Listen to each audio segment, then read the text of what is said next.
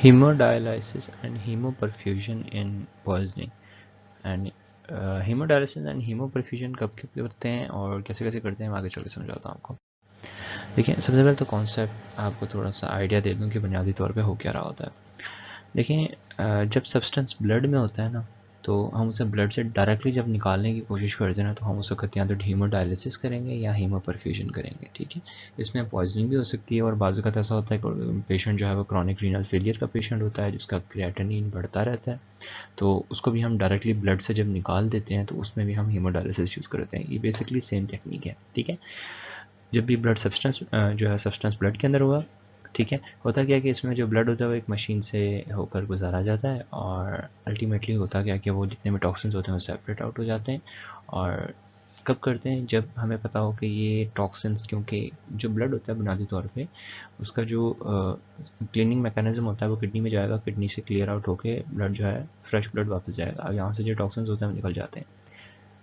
अब जब हमें सस्पेक्ट होगा जब ये जो ब्लड है किडनी में जाएगा और किडनी को डैमेज करेगा, तब हम क्या करेंगे, हीमोडायलिसिस की तरफ और यहाँ हीमो, ठीक है, उस ब्लड को क्लीन आउट करने की कोशिश करेंगे। ठीक है, इंडिकेशंस क्या क्या होती हैं, सबसे पहले तो आपको समझने की ज़रूरत है कि दो कंडीशंस ऐसी हैं जिसमें हम जो है ना बेसिकली कर रहे होते हैं हीमोडायलिसिस या हीमोपर्फ्यूजन। फर्स्ट है कि आपके पास स्मॉल वॉल्यूम ऑफ डिस्ट्रीब्यूशन। अब स्मॉल वॉल्यूम ऑफ डिस्ट्रीब्यूशन से क्या मुराद है मेरी, देखिए आपको पता होगा हमारे जिस्म के अंदर डिफरेंट चेम्बर्स होते हैं। ठीक है, जब भी हम थोड़ी सी मिसाल के तौर पर ड्रग देंगे, अगर 0.5 की मिसाल हम दे रहा हूँ, सिर्फ 5 mg की ड्रग दी हमने, तो वो सबसे पहले ब्लड में फैलेगी। ठीक है, अगर हमने इसका डोज मज़ीद बढ़ा दिया है, जब ये पूरा सेचुरेट हो जाएगा, हमने मिसाल के तौर पे 5 mg का डोज दिया है, ठीक है, अब ये ज़्यादा डोज है, पूरा ब्लड सेचुरेट हो गया, अब ये जाएगा फैट के अंदर, एक्स्ट्रा सेलुलर फ्लूइड के अंदर। ठीक है, सही है, इसी तरह मज़ीद डोज बढ़ेगा तो ये से आगे जाएगा और अब इंट्रासेलुलर फ्लूइड, CSF और डिफरेंट चीज़ों में फैलना शुरू हो जाएगा। तो अगर कोई ऐसी ड्रग हो जिसका स्मॉल डिस्ट्रीब्यूशन वॉल्यूम हो, तो होगा क्या कि वो ब्लड में ही पड़ी रहती है। ठीक है, अब जब ब्लड में पड़ी रहेगी तो हम उसे हीमोडायलिसिस के ज़रिए निकाल सकते हैं। ठीक है, इसके अलावा हम अगर कोई ऐसी ड्रग जो भी पॉइजनिंग की कंडीशन है जिसमें लॉन्ग हाफ लाइफ हो, ठीक है, आफ्टर द ओवरडोज, अब ओवरडोज हो गया है, अब जहाँ हमें पता है कि मिसाल के तौर पे अगर 4 दिन तक किसी ड्रग ने ऐसे जिस्म के अंदर रहना है, तो अल्टीमेटली क्या करेगी, वो किडनी डैमेज करेगी। जब किडनी डैमेज करेगी तो हम उसे बचाने के लिए क्या करेंगे, उसे हीमोडायलिसिस करके उसे ब्लड से ही निकाल देंगे। ठीक है, दीज आर द इंडिकेशंस और थोड़ा सा कॉन्सेप्ट की बुनियादी तौर पे हम कर क्या रहे होते हैं और क्यों करते हैं पॉइजनिंग के अंदर।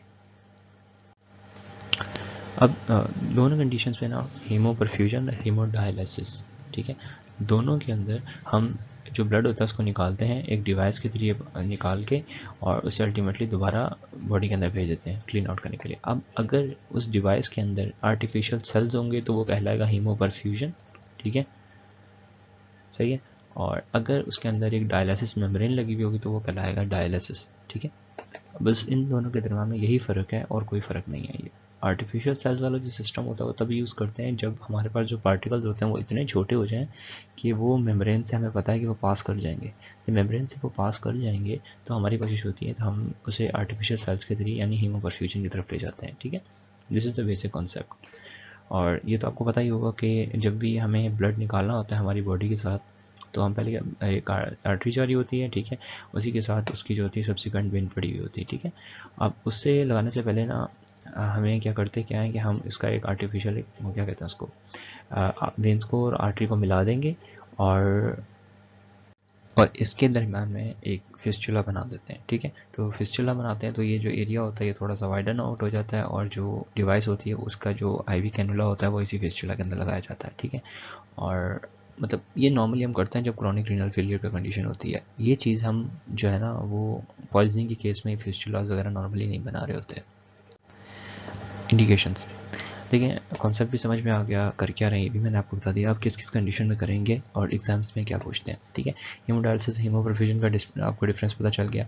अब कर दिया इथाइलिन ग्लाइकोल, या ये नॉर्मली जो होता है ना एंटी फ्रीज के तौर पे प्रेजेंट होता है और अमूमन बच्चे वगैरह ऐसे पकड़ के पी लेते हैं। ठीक है, तो जब भी इसकी पॉइजनिंग होती है तो इसे क्लियर आउट करने के लिए हम जो है वो करवाते हैं।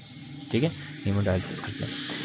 और मिथेनॉल, अच्छा मिथेनॉल जो होता है ना, मिथेनॉल का याद रखिएगा, जो मिथेनॉल की नॉर्मल पॉइजनिंग होती है वो आमतौर पे हम इथेनॉल से ट्रीट करते हैं। ठीक है, मिथेनॉल जो होता है बुनियादी तौर पे क्या होता है, कच्ची शराब होती है। ठीक है, अब ये कच्ची शराब ये नॉर्मली ब्लाइंडनेस करवाती है। ठीक है, और उसका ट्रीटमेंट क्या होता है, हम नॉर्मली इथेनॉल देते हैं। इथेनॉल नॉर्मल पक्की शराब जिसे आमतौर पर पीते हैं और ड्रिंकेबल होती है, ठीक है, तो वो इथेनॉल कहलाती है।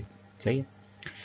अब हम इथेनॉल को ट्रीट कैसे करते हैं? हम इथेनॉल को मरीज़ को इथेनॉल पिलाएंगे। जब वो पिलाएंगे तो जो इथेनॉल की कंसनट्रेशन बढ़ेगी, ठीक है, जब इथेनॉल की कंसनट्रेशन बढ़ेगी तो वो मिथेनॉल जो कि बॉडी के अंदर डिस्ट्रीब्यूट हुई हुई थी डिफरेंट कंपार्टमेंट्स के अंदर, वो उसे पुश करेगी, ठीक है। इथेनॉल बढ़ा तो वो पुश करेगा इसे इन कंपार्टमेंट से बाहर निकालेगा। जब वो कंपार्टमेंट से बाहर निकालेगा तो वो होगा क्या, वो अल्टीमेटली जो मिथेनॉल होगा वो ब्लड में आ जाएगा और ब्लड से हम डायलिसिस करके निकाल सकते हैं, ठीक है।